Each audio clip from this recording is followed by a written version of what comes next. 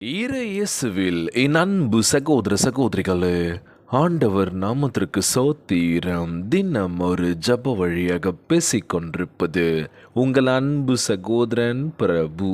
எப்படிங்க இருக்கீங்க? இன்றைய நாள் எப்படிங்க போச்சு? உங்களுக்கு மகிழ்ச்சியாக இருந்தீங்களா? எப்போவுமே சந்தோஷமாக இருங்க. ஆமீன். அன்பு சகோதர சகோதரிகள், நம் ஆண்டவர் ஆகிய இயேசு கிறிஸ்து பெருசுமை சுமந்து சோர்ந்திருப்பவர்களே, எல்லோரும் என்னிடத்தில் வாருங்கள், நான் உங்களுக்கு இளைப்பாறுதல் தருவேன் என்று வாக்குறுத்திருக்கின்றார்.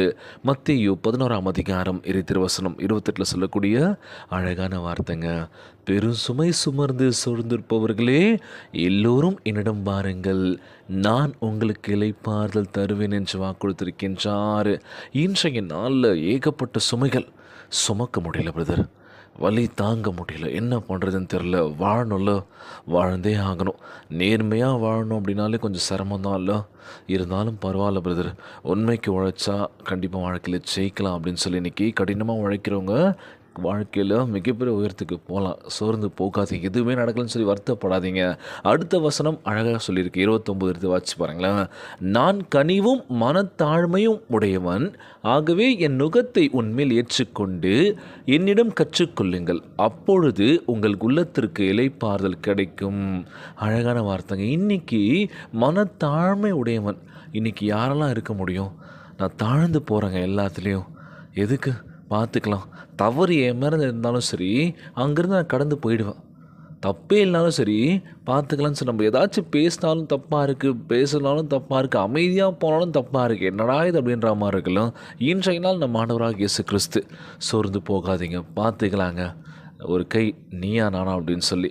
இன்றைக்கி எங்கே பார்த்தாலும் போட்டிகள், பொறாமைகள் எல்லாமே நடந்துகிட்ருக்கு. போட்டி இல்லைன்னா நம்ம ஜெயிக்க முடியுமா? ஈஸியாக ஜெயிச்சிட்டாம்பா அப்படின்னு சொல்ல முடியுமா? சமீபத்தில் இந்தியா பாகிஸ்தான் மேட்ச் ஃபைனல் நடந்துச்சு, பார்த்துருப்பீங்கன்னு நினைக்கிறேன். அந்த தருணம், எதுக்கு இந்த மேட்ச் வச்சாங்க, எதுக்கு இவங்க ஆடணும் அப்படின்னு தான் மாதிரி தான் இருந்துச்சுல்ல. ஸோ கப்பை வாங்க இந்தியா முன் வரல. அதே மாதிரி பார்த்திங்கன்னா ரன்னரப்பாக வந்து பாகிஸ்தானுக்கு அந்த காசோலையை கொடுக்குறாங்க. அதை தூக்கி கடாச்சிட்டு நடந்து வர அந்த காட்சி, இதை பார்க்குற ஒவ்வொரு இளைஞர்கள், ஒவ்வொரு பசங்களுக்கு தோன்ற விஷயம் இது தான். இது மாதிரிலாம் பண்ணலாம் போல இருக்கே அப்படின்ற மாதிரி இருக்கும்ல. இரு நாடு பிரச்சனை தான் இல்லைன்னு சொல்ல, ஆனால் பார்க்குறவங்களுக்கு எப்படி தெரியும் அது? ஸோ இந்த மாதிரியான விஷயங்கள் நடந்துகிட்ருக்கு. ஒரு பக்கம் இருந்தாலும் ஒரு பக்கம் நிறைய விஷயங்கள் போயிட்டுருக்குல்ல. ஸோ சமுதாயத்துக்கு நம்ம என்ன விஷயம் சொல்ல போகிறோம், இந்த இளைய தலைமுறைக்கு என்ன சொல்ல போகிறோம், அடுத்த வர தலைமுறைக்கு என்ன சொல்ல போகிறோன்னு ஒன்றுமே புரியாமல் இருக்குல்ல. ஸோ ஒவ்வொரு விஷயத்தையும் நம்ம வாழ்க்கையில் கற்றுக்கிட்டு அதை தான் நம்ம பண்ணிகிட்ருக்கோம்ல. நல்ல விஷயங்கள் சொன்னாலும் அதை ஏற்றுக்கிற மனப்பக்குவம் யாருக்கு இருக்குதுன்னு தெரியல. தவறை ஈஸியாக பண்ணிடலாம், என்னை மன்னிச்சிடுங்கன்னு சொல்லிடலாம். ஆனால் தவறை ஒரு வாட்டி பண்ணிட்டேன், ஆனால் தவறு தெரிஞ்சு மீண்டும் மீண்டும் பண்ண ஆரம்பிக்குது. ஒரு தூண்டுதல் இருக்குல்ல.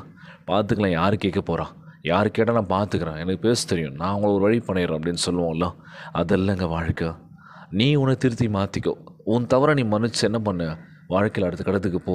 நீ தவறு பண்ணுறேன்னு தெரிஞ்சு இன்னும் பண்ணிகிட்ருக்க பார்த்தியா, இதுக்கு மன்னிப்பு இருக்கா?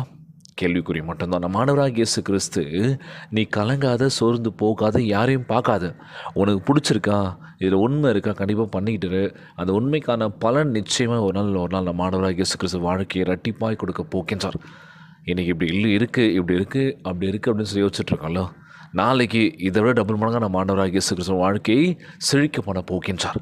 கலங்காதீங்க, சோர்ந்து போகாதீங்க, நான் இருக்கவும் கூட அப்படின்னு சொல்லிட்டுருக்காருங்க. இழந்தவற்றை மீண்டும் இரட்டிப்பாய் கொடுக்க போகின்றார்.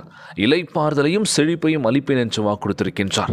கலங்காதீங்க, சோர்ந்து போகாதீங்க, ஜெபியுங்கள் தினந்தோறும். ஆண்டவரே, என் வாழ்க்கை நிலைமையை மாற்றுங்கப்பா, உமக்கு சாட்சியுள்ள பிள்ளைகளாக நான் இருக்கணும் ஆண்டவரே, எங்கள் குடும்பத்தில் சமாதானத்தை கொடுங்க, ஒற்றுமையை கொடுங்க எஸ்அப்பான்னு சொல்லி கேட்கலாமா? ஒருவருக்கு ஒரு விட்டு கொடுத்து போன அந்த மனப்பான்மையை கொடுங்கன்னு சொல்லி கேட்கலாமா? எனக்கு தான் இது தான் தான் வச்சுருப்பேன் அப்படின்னு இல்லாமல், ஆண்டவராகிய இயேசு கிறிஸ்து, நான் இருக்கவும் கூட பார்த்துக்கலாம். வருத்தப்பட்டு பாரம் சுமக்கின்றவர்களே, நீங்கள் இன்னும் என்னிடத்தில் வாருங்கள், நான் உங்களுக்கு இளைப்பாறுதல் தருவேன் என்று வாக்கு கொடுத்திருக்கின்றார். உங்கள் குடும்பத்தில் சரி, வேலையில் சரி, எவ்வளோ பெரிய பொறுப்புகள் இருந்தாலும் சரி, அதை நம்ம கரெக்டாக பண்ணிட்டோம் அப்படின்னா அவ்வளோதாங்க. வேறு என்னங்க வேணும்? நேர்மையான வழியில் நம்ம போகிறோம், அந்த நேர்மைக்கான பலன் கண்டிப்பாக இருக்குது. தப்பான வழியில் போகலாம், தப்பான விஷயத்தை கற்றுக்கலான்னு மட்டும் போகாதீங்க. நம்ம ஆண்டவராக இயேசு கிறிஸ்துவின் வார்த்தையை தினந்தோறும் தியானியுங்கள், வாசியுங்கள், ஜெபியுங்கள். நிச்சயமாய் இளைப்பாறுதலையும் சமாதானத்தையும் தருவதாக வாக்குறுத்திருக்கின்றார். இன்றைய நாள் ஜெபம். உலகில் வாழ்கின்ற எல்லாருக்கும் நம்ம ஜெபிக்க போகிறோம். ஒவ்வொரு குடும்ப உறவுகளுக்காக நம்ம ஜெபிக்க போகிறோம். ஒவ்வொரு குழந்தை செல்வங்களுக்காக ஜெபிக்க போகிறோம். திருமணமான கணவன் மனைவிக்குள்ள ஒற்றுமையை கொடுங்கன்னு சொல்லி கேட்க போகிறோம். எல்லாருக்கும் நம்ம ஜெபிக்க போகிறோங்க. ஜெபத்திற்குள்ளாக பயணிப்போமா? எங்களை மிகவும் அதிகமாய் நேசிக்கின்ற அன்புள்ள ஆண்டவராகிய இயேசுவே, இன்றைய நாள் வாக்குறுதி வசனத்திற்காக நன்றி ராஜா. அன்புள்ள ஆண்டவரே, எங்கள் ஆத்துமாவை பரிபூர்ணத்தால் நிரப்புவதற்காக நீர் வாக்கு பண்ணியிருப்பதற்காக சோத்திருக்கின்றன ஆண்டவரே. உம்முடைய இளைப்பாறுதலால் எங்களை நிறைத்து எங்கள் உள்ளத்திலிருந்து பாரமான சுமையை அகற்றி அருள வேண்டும் என்று கேட்கிறோம்ப்பா.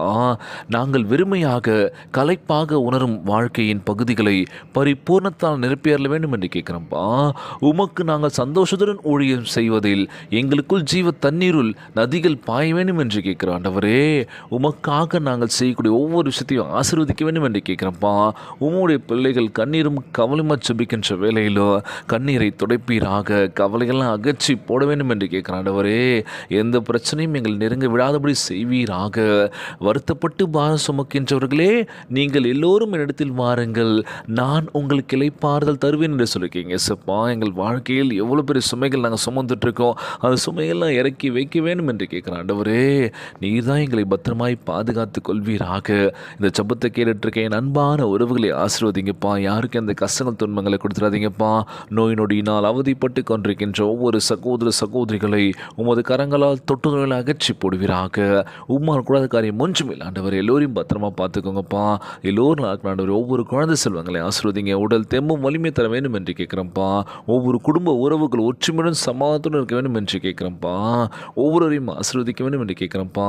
நல்ல இந்த தமிழ்நாட்டை ஆளக்கூடிய நல்ல தலைவர்களை கொடுக்க வேண்டும் என்று கேட்குறேன் சப்பா. மக்களுக்காக சேவை செய்ய வேண்டும் என்று கேட்குறேன் சப்பா.